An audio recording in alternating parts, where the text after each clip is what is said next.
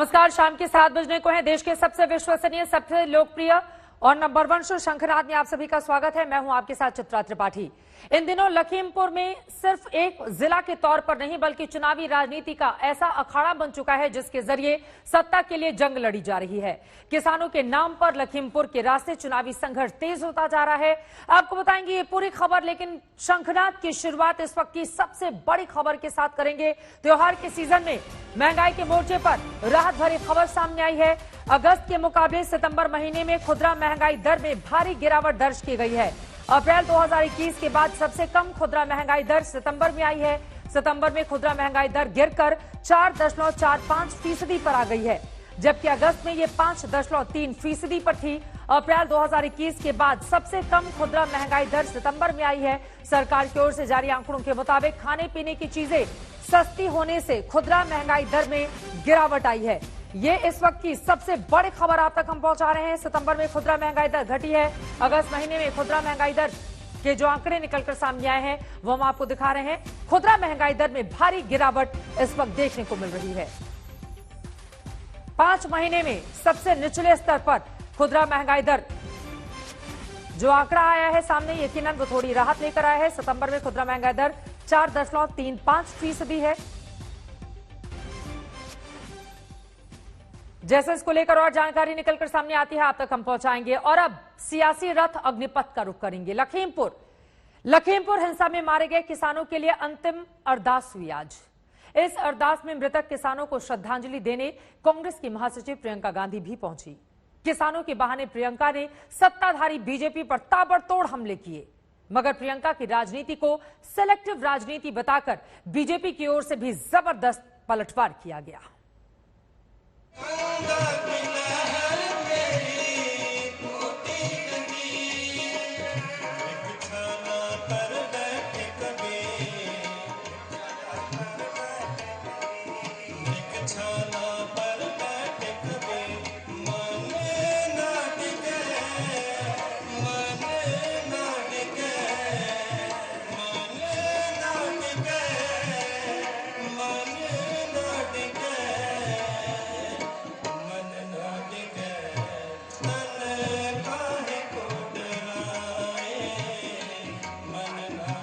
लखीमपुर में मारे गए किसानों की ये अंतिम अरदास है।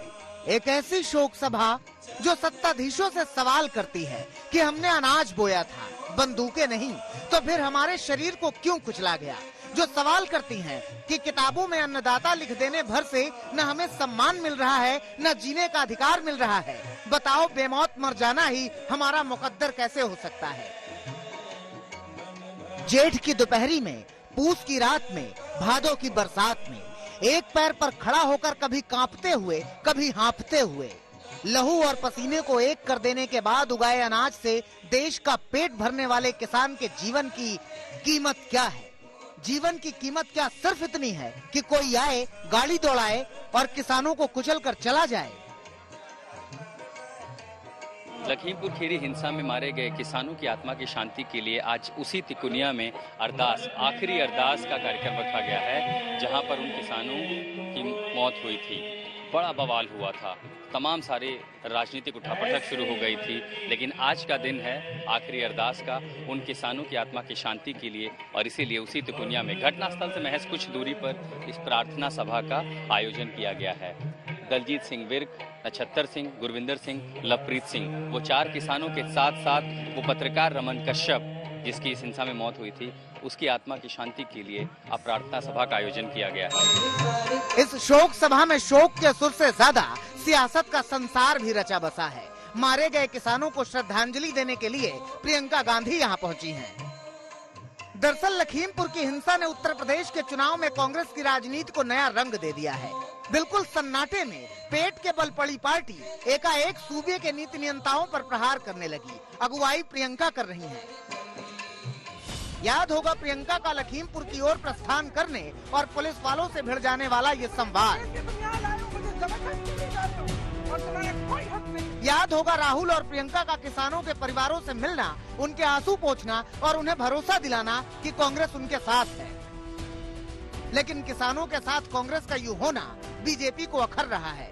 बीजेपी पहले ही कहती रही है कि राजस्थान में किसान मारे जाते हैं तो कांग्रेस चुप्पी साध लेती है। आज पीएम ने नाम तो नहीं लिया, लेकिन सेलेक्टिव राजनीति पर वही कह दिया जो बीजेपी कहती रही है। एक ही प्रकार की किसी घटना में कुछ लोगों को मानव अधिकार का हनन दिखता है और वैसी ही किसी दूसरी घटना में इन्हीं लोगों को मानव अधिकार का हनन नहीं दिखता। इस प्रकार की मानसिकता भी मानव अधिकार को बहुत ज्यादा नुकसान पहुंचाती है। लखीमपुर कांड ने यूपी की सियासत में हलचल तो मचा ही दी है। कांग्रेस इसका फायदा उठाना चाह रही है, मगर जिस लखीमपुर में किसानों की हिमायती बनकर प्रियंका पहुंची हैं, वहीं पर ये पोस्टर भी दिखे हैं। कांग्रेस के माथे पर बदनुमा दाग बनकर लगे 1984 सिख दंगे के पोस्टर।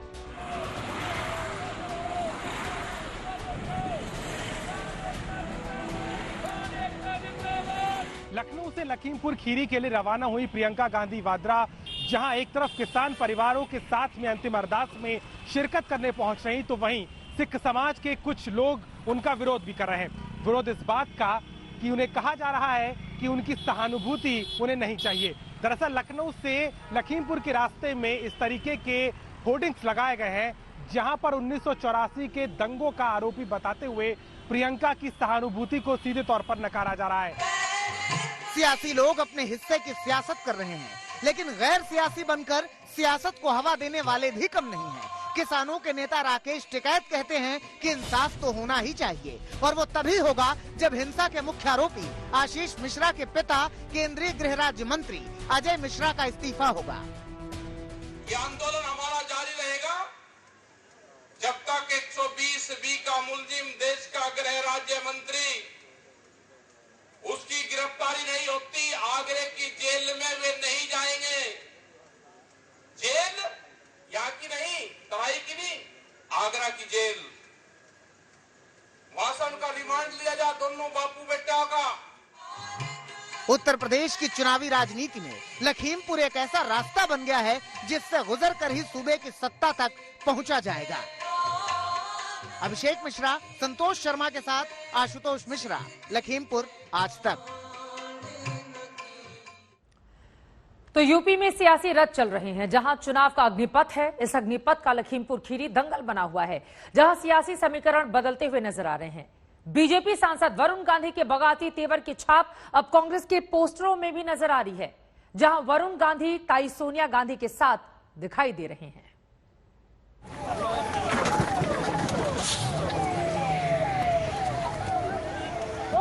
लखीमपुर खीरी कांड के बाद उत्तर प्रदेश में बदल रही सियासत की ये तस्वीर है। कांग्रेस के पोस्टर में वरुण गांधी का स्वागत किया जा रहा है, साथ में सोनिया गांधी हैं और लिखा हुआ है, दुख भरे दिन बीते रे भैया, अब सुख आयो रे। प्रयागराज में लगे कांग्रेस के इस पोस्टर ने कई सवाल खड़े किए हैं। दरअसल किसान आंदोलन को लेकर वरुण गांधी लगातार बगावती नजर आ रहे हैं, जिसमें आग में घी का काम किया लखीमपुर खीरी कांड ने। जहां वरुण गांधी ने घटना के कई वीडियो शेयर किए, वहीं अपनी ही पार्टी से वो लगातार सवाल कर रहे हैं, चाहे आशीष मिश्रा की गिरफ्तारी हो या फिर पुलिस का एक्शन। इतना ही नहीं, वरुण गांधी ने लखीमपुर खीरी घटना को हिंदू बनाम सिख का रंग देने की राजनीति के भी आरोप लगाए। लखीमपुर खीरी में हुई हिंसा के मामले को हिंदू बनाम सिख युद्ध के तौर पर प्रोजेक्ट करने के प्रयास चल रहे हैं। ये अनैतिक रूप से गलत है और भ्रमित करने वाला नैरेटिव है। इस तरह की चीजों से खेलना खतरनाक है। इससे एक बार फिर से जख्म उभर सकते हैं, जिन्हें भरने में लंबा वक्त लगा है। हमें क्षुद्र राजनीतिक हितों के लिए राष्ट्रीय एकता को दांव पर नहीं लगाना चाहिए। वरुण गांधी के तेवरों को विपक्ष लगातार हाथों हाथ ले रहा है। शिवसेना के मुखपत्र सामना में वरुण गांधी की तारीफ हुई है, तो वहीं कांग्रेस भी लगातार वरुण गांधी के कंधे पर बंदूक रखकर बीजेपी पर हमला कर रही है। किसानों की हत्या, खून का सैलाब देख इंदिरा गांधी के पोते और संजय गांधी के बेटे वरुण गांधी का तो खून खौल उठा है, लेकिन और सांसदों के खून में क्या बर्फ का पानी बह रहा है? अगर उन सांसदों का खून ठंडा पड़ गया होगा तो देश को जगाने के लिए नया आंदोलन खड़ा करना पड़ेगा। देखिए, वरुण गांधी ने सही कहा। भारतीय जनता पार्टी हर मामले को वो एक सांप्रदायिक रंग देने की कोशिश करता है। कभी सिख और हिंदुओं के बीच में, कभी मुसलमान और हिंदुओं के बीच में, क्योंकि उनके उनकी जो राजनीति है वो पूरी तरह से ध्रुवीकरण पर निर्भर है। वरुण गांधी के बगावती तेवर के बाद उनके पर कुतरे जाने लगे। बीजेपी ने राष्ट्रीय कार्यकारिणी के नेताओं के लिस्ट से वरुण गांधी को बाहर कर दिया। उधर वरुण गांधी के ट्विटर अकाउंट की प्रोफाइल से भी बीजेपी का नाम गायब हो गया। ऐसे में इस खींचतान के बीच प्रयागराज में कांग्रेस के पोस्टर में वरुण गांधी की तस्वीर ने आग में घी का काम किया है। लेकिन सवाल वही कि पिता की मौत के बाद मां का गांधी परिवार में तिरस्कार, देवरानी मेनका गांधी और जेठानी सोनिया गांधी के रिश्तों की खटास और फिर मेनका का बीजेपी का साथ। 28 मार्च 1982 का वो दिन था जब एक सफदरजंग रोड स्थित प्रधानमंत्री के बंगले से मेनका गांधी को बाहर का रास्ता दिखा दिया गया। तब उनकी गोद में यही वरुण थे जिनकी उम्र महज 2 साल और 15 दिन की थी। जाहिर है कि खाइयां गहरी हैं, लेकिन राजनीति में कुछ भी संभव है। आज तक ब्यूरो। ये तो बात हो गई वरुण गांधी की, लेकिन इधर प्रियंका गांधी यूपी में आखिरी सांसें गिन रही कांग्रेस में जान फूंकने के कवायद में लगी हुई हैं। तो वहीं समाजवादी पार्टी को भरोसा है कि उनकी विजय रथ यात्रा यूपी में परिवर्तन की बयार बहाएगी। अखिलेश यादव ने 1989 की तर्ज पर बिल्कुल अपने पिता के नक्शे कदम पर चलते हुए कानपुर से विजय रथ यात्रा की शुरुआत की। अखिलेश को भरोसा है कि यात्रा के पहले चरण में बुंदेलखंड की बंजर जमीन पर उनके हिस्से में सत्ता की फसल जरूर उगेगी।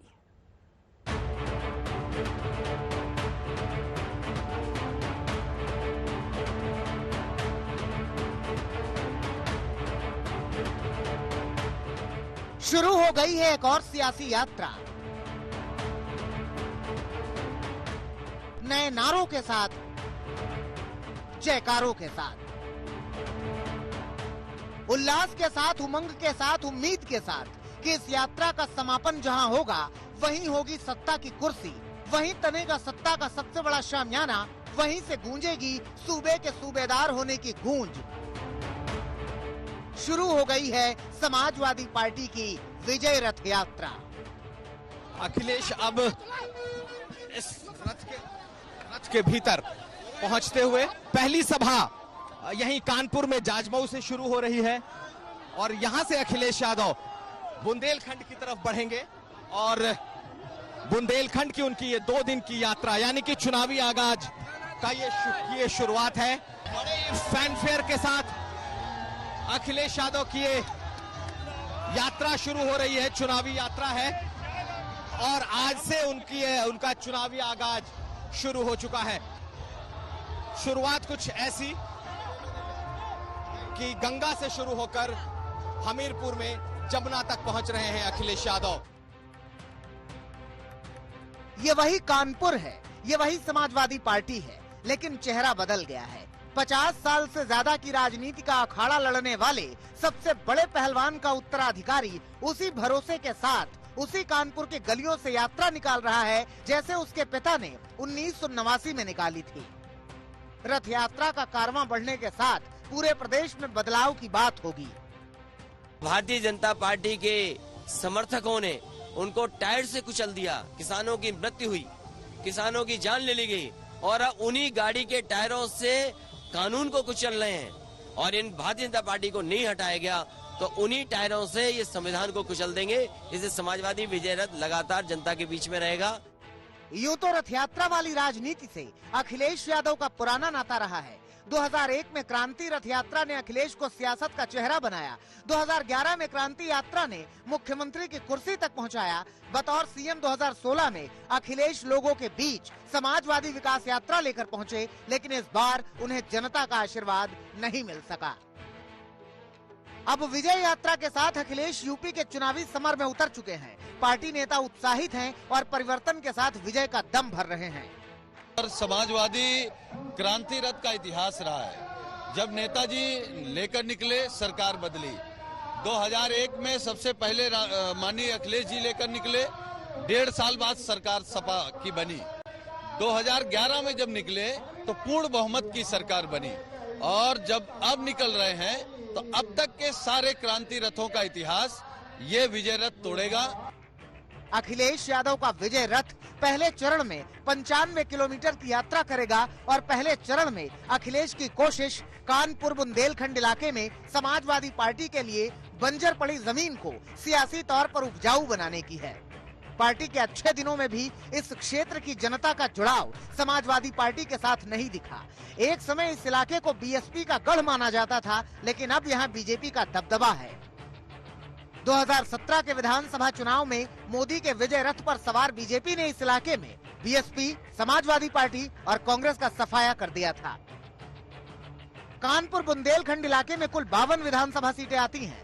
मौजूदा समय में 52 सीटों में से 47 सीटें बीजेपी के पास हैं, जबकि समाजवादी पार्टी के पास 4 और कांग्रेस के पास 1 ही सीट है। पिछले चुनाव में बीएसपी तो इस इलाके में अपना खाता भी नहीं खोल सकी थी। यही वजह है कि जनता को योगी सरकार की खामियां गिनाकर अखिलेश इस इलाके की जनता को साथ जोड़ने में जुट गए हैं। लेकिन बीजेपी नेताओं का कहना है कि एसी कमरे से निकलकर एसी बस वाला सफर अखिलेश यादव को कोई फायदा दिलाने वाला नहीं है। एक ने एसी कमरे से निकले, एसी बस में बैठ गए हैं। अब उसको यात्रा कहें या एसी कंफर्ट कहें, वो तो समाजवादी पार्टी और उनके नेता अखिलेश जी ही बता पाएंगे।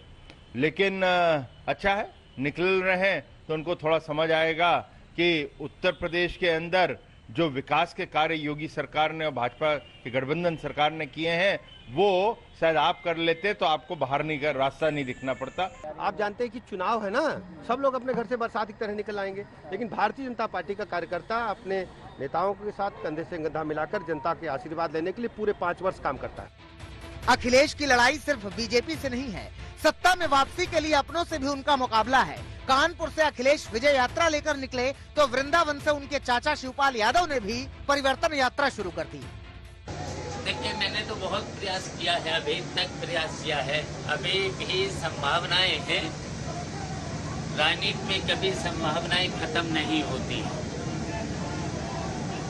तो अभी तो मैंने इसलिए कहा है कि सभी समाज विचारधारा के लोग, सभी सेकुलर पार्टियां, सत्ता परिवर्तन जरूरी है, इसके लिए एक हो जाए। विजय रथ पर सवार होकर अखिलेश यादव ने उत्तर प्रदेश के सियासी जमीन पर साइकिल को रफ्तार देने की कोशिश शुरू कर दी है, लेकिन बीजेपी की बड़ी चुनौती के सामने अखिलेश की विजय यात्रा इतनी आसान नहीं होने वाली। वृंदावन से कुमार कुणाल के साथ कुमार अभिषेक, कानपुर, आज तक। अखिलेश यादव को पूरा भरोसा है कि इस बार वो बीजेपी को सत्ता से उखाड़ फेंकेंगे। अखिलेश के इस भरोसे का आधार क्या है? क्यों अखिलेश यादव को लगता है कि बीजेपी को जनाधार नहीं मिलेगा? इन सारे सवालों का जवाब खुद उनकी ओर से दिया गया है। आज तक संवाददाता कुमार अभिषेक ने उनसे बातचीत की है, सुनिए। खुद अखिलेश यादव मौजूद हैं, जो कि इस रथ में निकल चुके हैं। 2 दिन की इनकी पहली यात्रा है और आप देखिए लोग चारों तरफ मौजूद हैं, हजारों की तादाद में इनके कार्यकर्ता चल रहे हैं और 2 दिन की यात्रा ये कानपुर से शुरू होकर बुंदेलखंड तक जाएगी। स्वागत है सर आज तक में आपका। चलिए, बहुत धन्यवाद। आपकी ये यात्रा में मैं देख रहा हूँ कि बहुत सारे लोग चल रहे हैं। गंगा के किनारा से आपने शुरू किया है और जमुना तक के किनारे तक आज जाएंगे। 95 किलोमीटर की आपकी यात्रा है। क्या इस यात्रा का संदेश है और जिस तरीके से इस वक्त किसान आंदोलन चल रहा है या किसानों के साथ जो हुआ, क्या कहेंगे? गंगा से लेकर के यमुना के किनारे तक समाजवादी विजय रथ चलेगा और इसलिए चला रहे हैं, जनता का सहयोग, समर्थन और आशीर्वाद लेने के लिए हम लोग निकले हैं। 2022 में मुझे उम्मीद है जनता भारतीय जनता पार्टी का सफाया करेगी। उत्तर प्रदेश को धोखा मिला है। यही गंगा जमुना के बीच का इलाका है जहां पर सबसे ज्यादा खुशहाली होनी चाहिए थी। उत्तर प्रदेश हमारा किसानों का प्रदेश है, लेकिन किसानों के साथ धोखा हुआ। उन्हें कहा गया कि आय दोगुनी होगी, लेकिन आज किसानों के साथ 3 काले कानून ला करके उनकी आय छीन ली गई। आज धान खड़ा हुआ है, उसकी पैदावार का कीमत नहीं मिल पा रही है। और जब किसान अपना हक लेने के लिए निकला तो भारतीय जनता पार्टी के समर्थकों ने उनको टायर से कुचल दिया। किसानों की मृत्यु हुई, किसानों की जान ले ली गई और अब उन्हीं गाड़ी के टायरों से कानून को कुचल रहे हैं। और इन भारतीय जनता पार्टी को नहीं हटाया गया तो उन्हीं टायरों से ये संविधान को कुचल देंगे। इसे समाजवादी विजय रथ लगातार जनता के बीच में रहेगा। गंगा जमुनी तहजीब बचे, हमारी जो पहचान है कि सभी धर्म जाति के लोग एक साथ मिलकर के रहें, उसको भी चोट पहुंचाने का काम भारतीय जनता पार्टी ने किया है। अखिलेश जी, ये बताइए कि आपको क्या लगता है, आप कितनी सीटें जीतेंगे? क्योंकि आज से जब आपकी ये शुरुआत है, दूसरी तरफ कांग्रेस भी उसने अपना पूरा ताकत आजमा रखा है। प्रियंका गांधी आज अरदास में शामिल हो रही हैं। कहीं ना कहीं विपक्ष इस वक्त बटा हुआ दिख रहा है। उत्तर प्रदेश की जनता भारतीय जनता पार्टी का सफाया करेगी। समाजवादी लोगों ने जो काम किए जनता के बीच में वो आज भी याद है उन्हें। उत्तर प्रदेश का नवनिर्माण हो, उत्तर प्रदेश खुशहाली के रास्ते पर जाए, उत्तर प्रदेश नए तरीके से विकास के रास्ते पे जाए, उसके लिए जनता से समर्थन लेने के लिए समाजवादी पार्टी लगातार काम करती रहेगी। जहां तक और दलों का सवाल है, ये लोकतंत्र है और उत्तर प्रदेश बड़ा प्रदेश है, स्वाभाविक है सभी दल काम करेंगे और करना भी चाहिए, लेकिन जनता सफाया करेगी भारतीय जनता पार्टी। आपको लगता है कि प्रियंका गांधी समाजवादी पार्टी का अब तक का सबसे शानदार प्रदर्शन रहा है। 2012 का 224 सीटें 403 में से जीती थी। अब इस बार क्या होगा? जो दावा कर रहे हैं अखिलेश के दावों में कितना है दम, इस पर लगातार रहेगी आज तक की नजर। सोशल मीडिया पर एक वीडियो वायरल हो रहा है जिसके जरिए कुछ पाकिस्तानी यूजर्स भारतीय सेना का मजाक उड़ा रहे हैं। वीडियो किसी सैन्य परेड का लग रहा है जहां पर कुछ जवान बड़े अफसरों के सामने करतब दिखा रहे हैं। करतब में जवान लात और मुक्के से फूलदान जैसी दिख रही किसी वस्तु को तोड़ने की कोशिश कर रहे हैं, लेकिन उन्हें सफलता नहीं मिल रही। India today anti fake news war room ने पाया है कि वीडियो के साथ किया जा रहा दावा गलत है।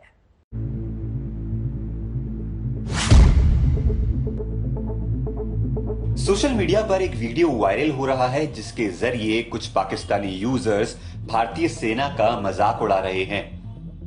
वीडियो किसी सैन्य परेड का लग रहा है जहां कुछ जवान बड़े अफसरों के सामने करतब दिखा रहे हैं। करतब में जवान लात और मुक्के से फूलदान जैसी दिख रही किसी वस्तु को तोड़ने की कोशिश कर रहे हैं, लेकिन उन्हें सफलता नहीं मिल रही। फूलदान को लात से तोड़ने की कोशिश में जवान जमीन पर गिर पड़ रहे हैं। एक ट्विटर यूजर ने वीडियो को साझा करते हुए दावा किया है कि ये जवान भारतीय सेना के हैं जो पाकिस्तान से युद्ध करने के लिए तैयारी कर रहे हैं।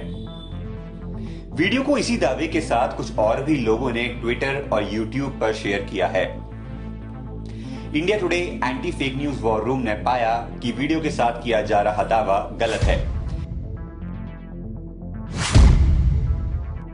ये 2016 का ईरान की एक मिलिट्री परेड का वीडियो है। इसका भारतीय सेना से कोई संबंध नहीं है। वीडियो के की फ्रेम्स को इनविड टूल की मदद से खोजने पर हमें इसको लेकर कुछ खबरें मिली। 2016 में छपी अरबी टीवी न्यूज चैनल अल अरेबिया की एक खबर में वीडियो को ईरानियन मिलिट्री परेड का बताया गया था। वीडियो के वायरल हो जाने की वजह से सोशल मीडिया पर ईरान की सेना का मजाक बन गया था। उस समय अल जजीरा ने भी वीडियो के बारे में अरबी में एक खबर प्रकाशित की थी। खबर में बताया गया था कि इस परेड में उस समय के ईरान के आर्मी चीफ जनरल अतुल्ला सलेही भी मौजूद थे। परेड में फूलदान ना टूटने की वजह से सलेही और जवानों को शर्मिंदगी झेलनी पड़ी थी। रूसी टेलीविजन नेटवर्क आरटी ने भी इस वीडियो को 28 दिसंबर 2016 को अपलोड किया था। यहां भी वीडियो को ईरानियन मिलिट्री का बताया गया था। इन सबूतों से यह स्पष्ट हो जाता है कि वीडियो भारतीय सेना का नहीं बल्कि ईरानी सेना का है। भ्रम फैलाने के लिए पाकिस्तानी यूजर्स इसे झूठे दावे के साथ शेयर कर रहे हैं। दिल्ली त्योहारों के रंग में रंगी हुई है और अमन के दुश्मन त्योहारों के रंग में भंग डालने की साजिशों में जुटे हुए थे। जी हां, दिल्ली पुलिस के स्पेशल सेल ने एक पाकिस्तानी आतंकवादी को हथियारों के जखीरे के साथ गिरफ्तार किया है। ये आतंकी दिल्ली को दहलाने की साजिश रच चुका था। अगर इसकी साजिश कामयाब हो जाती तो दहल जाती देश की राजधानी।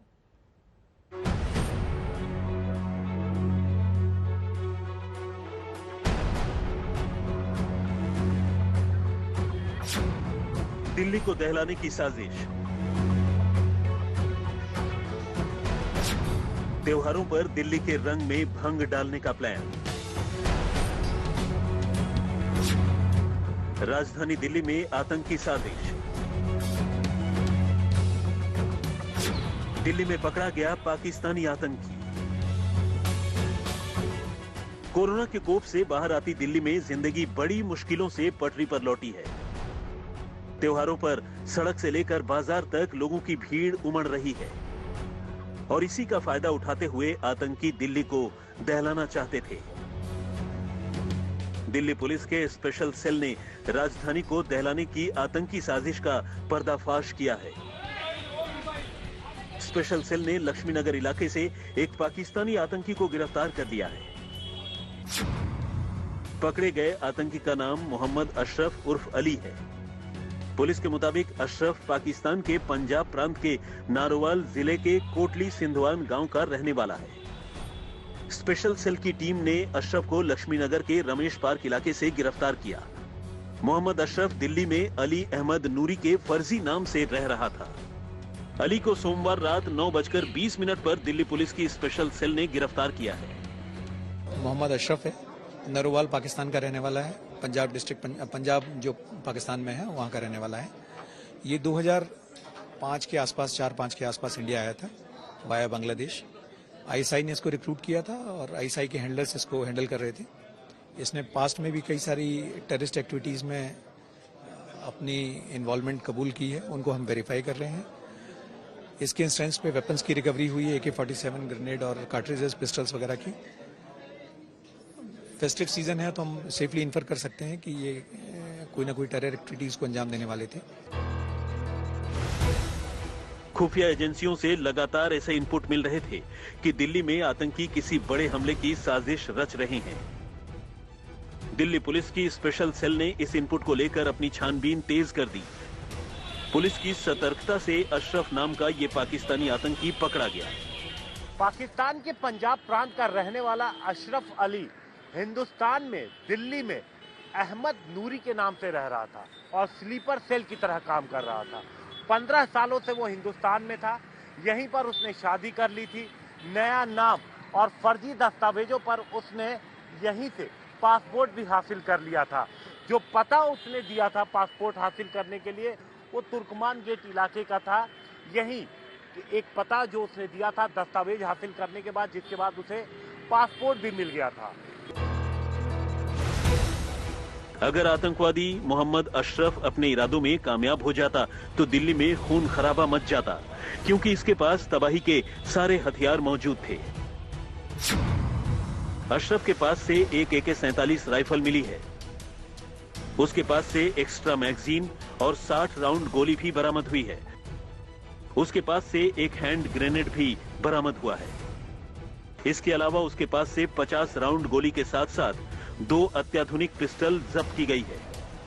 हथियार इसने कालिंदी कुंज के पास यमुना किनारे बालू के नीचे दबा कर रखे थे। अशरफ की निशानदेही पर स्पेशल सेल ने यमुना घाट से ये हथियार बरामद किए।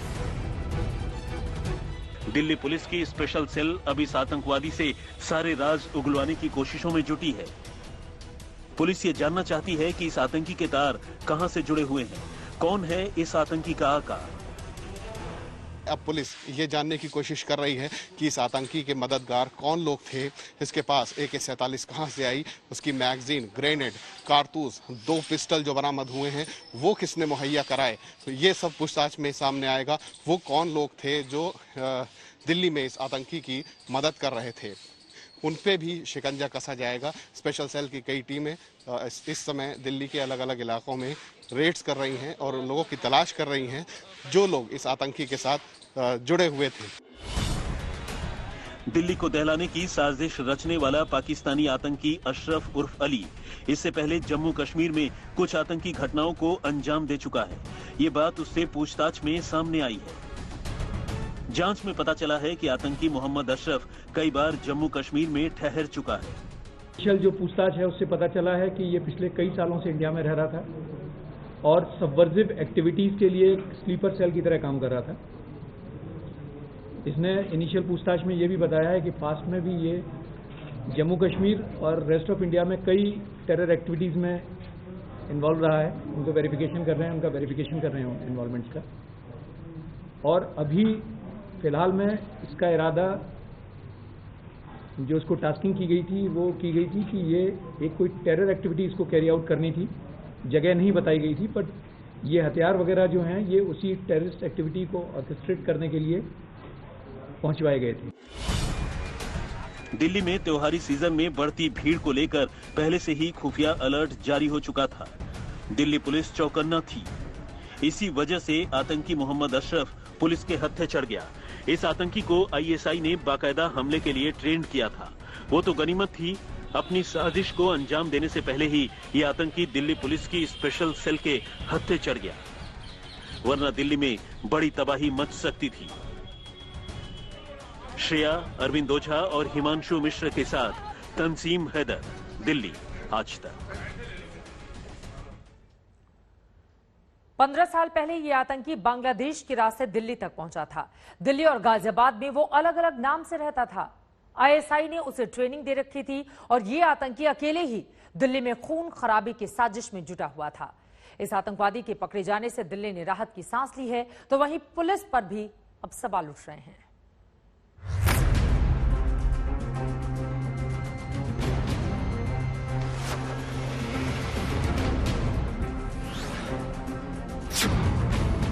पाकिस्तान का आतंकी आईएसआई की ट्रेनिंग, राजधानी दिल्ली में तबाही का प्लान।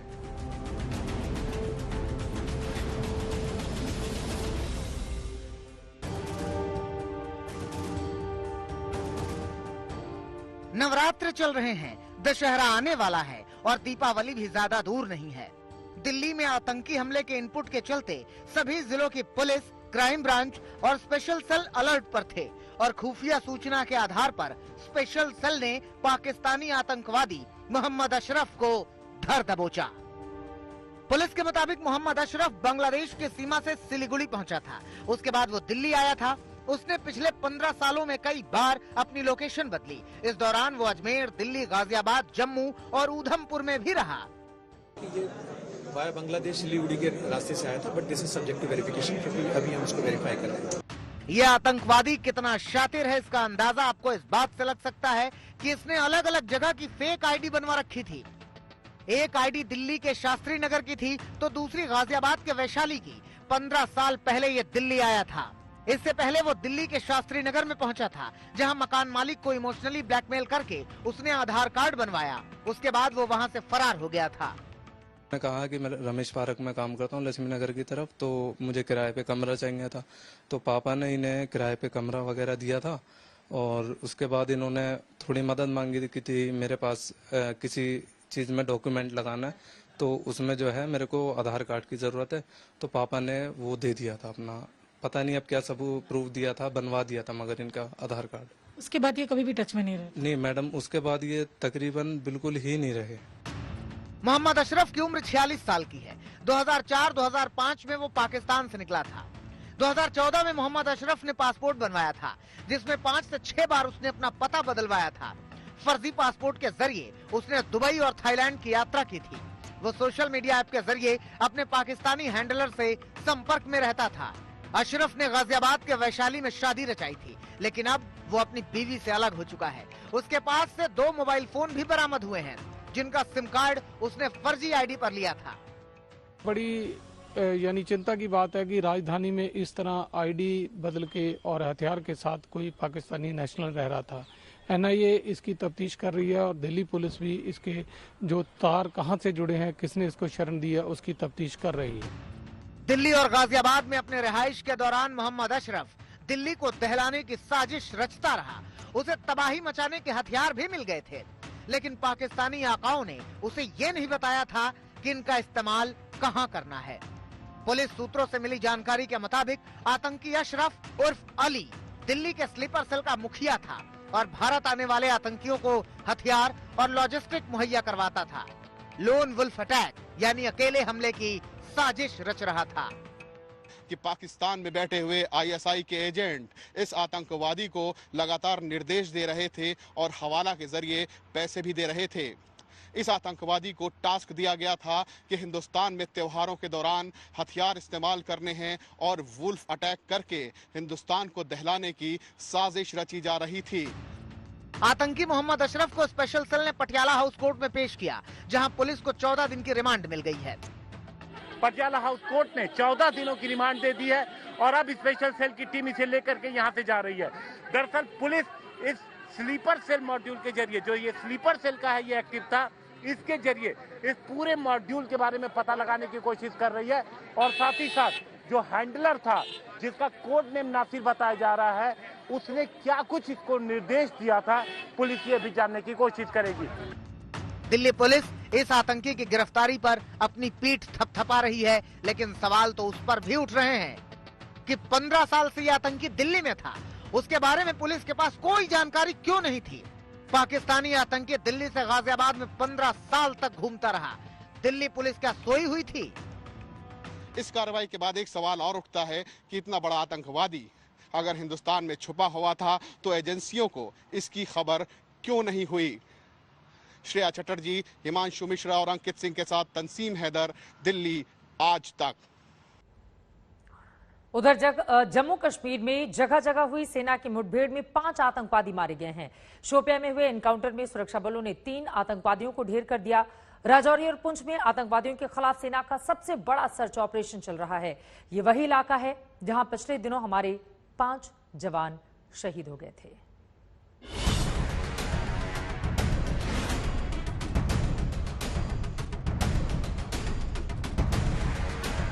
जम्मू कश्मीर के पुंछ का ये वही इलाका है जहां पाकिस्तानी घुसपैठियों से मुठभेड़ में हमारे एक जेसीओ समेत 5 जवान शहीद हो गए थे।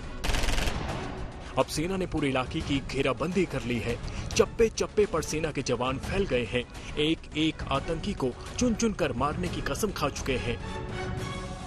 पिछले ऑपरेशंस भी जो रिसेंट पास में यहाँ हुए हैं उनमें कुछ वक्त लगा है, बट ऑपरेशन सक्सेसफुली मटेरियलाइज हुए हैं। मुझे पूरी उम्मीद है तो जल्दी कि ये ऑपरेशन भी मटेरियलाइज जल्द से जल्द हो जाएगा। जो मेरे पीछे आप ये इलाका देख रहे हैं, जो जंगल का इलाका, यहीं पर जो है आतंकवादी छिपे हैं। जो सूत्रों के हवाले से जो जानकारी हमें मिली है कि कम से कम 3 से 5 आतंकवादी जो है इस जंगल के इलाके में छुपे हुए हैं। और यहाँ पर आप देख भी सकते हैं कि जो सेना की गाड़ियां हैं कितनी संख्या में यहाँ पर है। आज सुबह भी जो है रीइंफोर्समेंट भेजे गए हैं जंगल की तरफ, यानी कि और सैनिकों को भेजा गया है और जो ये तलाशी अभियान है इसको और ज्यादा इंटेंसिफाई किया गया है।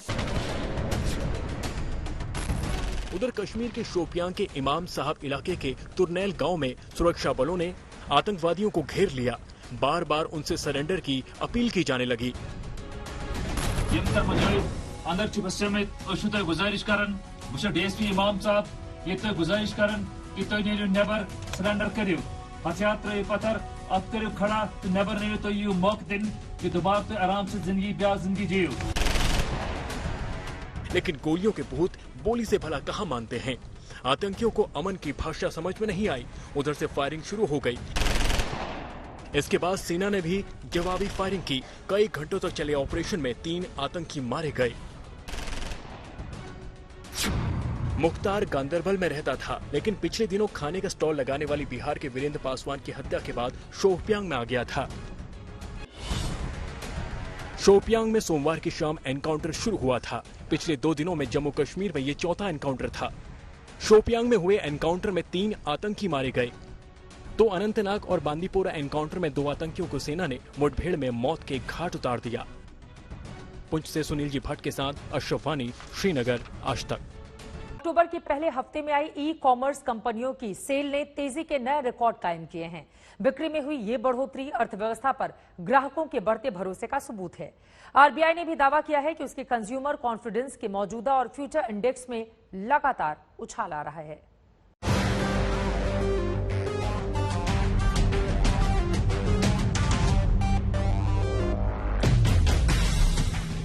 देश की अर्थव्यवस्था की चाल लोगों के खर्च करने के अंदाज से तय होती है। कोरोना की दूसरी लहर का असर खत्म होने के बाद से बाजारों मॉल्स में लोगों की आवाजाही से रौनक बनी हुई है। टूरिस्ट स्पॉट्स पर सैलानियों की भीड़ उमड़ रही है। हवाई अड्डों पर कोविड के दौरान बंद किए गए टर्मिनल्स फिर से खोले जा रहे हैं। नई लॉन्च हो रही गाड़ियों की धड़ाधड़ बुकिंग हो रही है। यानी नौकरी और इनकम का भरोसा कायम होने के बाद अब लोग जमकर खर्च कर रहे हैं। इन सब के बीच आरबीआई के सर्वे और ई कॉमर्स कंपनियों की बिक्री ने तेजी के इस माहौल पर मुहर लगा दी है।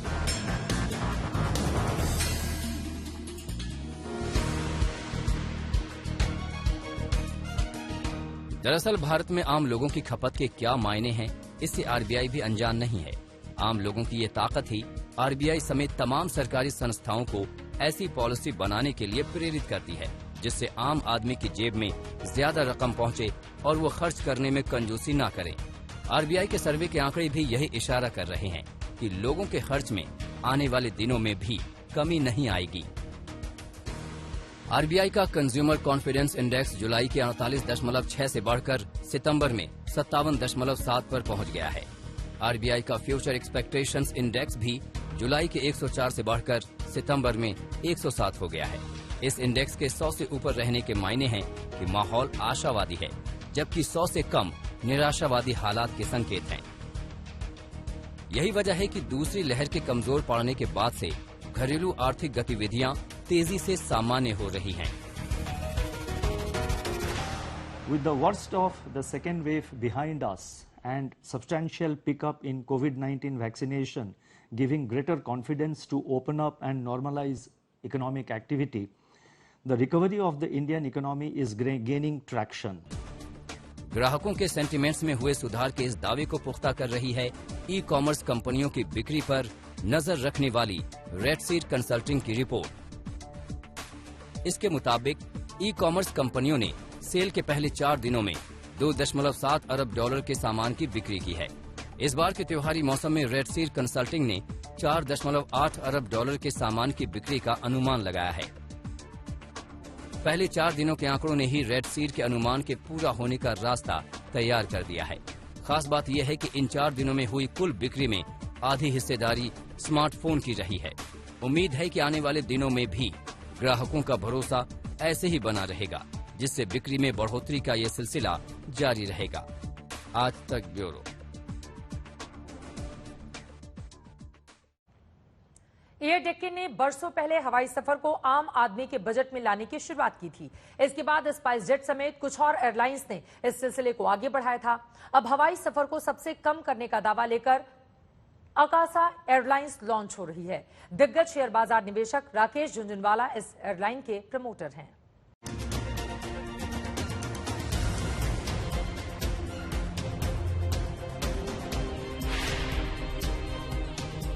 एयर इंडिया के वापस टाटा के पास जाने के बाद अब देश में कई और नई एयरलाइंस पंख फैलाने को तैयार हैं।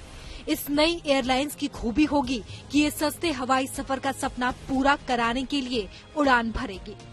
नागरिक उड्डयन मंत्रालय ने इस नई अकासा एयरलाइंस को हरी झंडी दे दी है। शेयर बाजार के बड़े खिलाड़ी और भारत के वॉरेन बफे के नाम से मशहूर राकेश झुंझुनवाला इस एयरलाइन के प्रमोटर हैं। अकासा एयर अगले साल गर्मियों में अपनी सेवाएं शुरू करेगी। कंपनी अगले 4 साल में अपने बेड़े में करीब 70 विमान शामिल करेगी और कम दूरी की उड़ानों पर ज्यादा जोर देगी। राकेश झुंझुनवाला ने इस कंपनी में 250 करोड़ से ज्यादा का निवेश किया है, यानी एयरलाइन की करीब 40% हिस्सेदारी राकेश झुंझुनवाला के पास होगी। अकासा एयर की कमान विनय दुबे संभालेंगे, जो पहले जेट एयरवेज के CEO थे। ये एक अल्ट्रा लो कास्ट यानी बेहद सस्ती विमान सेवा होगी। कंपनी का टारगेट इसे सबसे ज्यादा डेंसिबल, अफोर्डेबल और ग्रीनेस्ट एयरलाइंस बनाना है। हालांकि भारत में एयरलाइन बिजनेस बहुत आसान नहीं रहा। पिछले 30 साल के दौरान East West Airlines, Deccan Air, Air Sahara, Kingfisher Airline जैसी कई एयरलाइंस का अलग अलग वजहों से बोरिया बिस्तर सिमट गया। लेकिन अब बदलते वक्त के साथ हवाई यात्रा की तादाद भी बढ़ी है और हवाई सफर आम लोगों की पहुंच में आ गया है। उम्मीद की जा रही है कि आने वाले दिनों में जैसे जैसे यात्री बढ़ेंगे, वैसे वैसे विमानों की संख्या बढ़ेगी और हवाई यात्रा सस्ती होती जाएगी। इसका सीधा असर हवाई कारोबार पर होगा। मुनाफा बढ़ेगा तो और कंपनियां इस सेक्टर में हाथ जमाएंगी, यानी कुल मिलाकर फायदा आम लोगों को होगा। ब्यूरो रिपोर्ट, आज तक। आज तक HD, सबसे तेज, सबसे ज्यादा।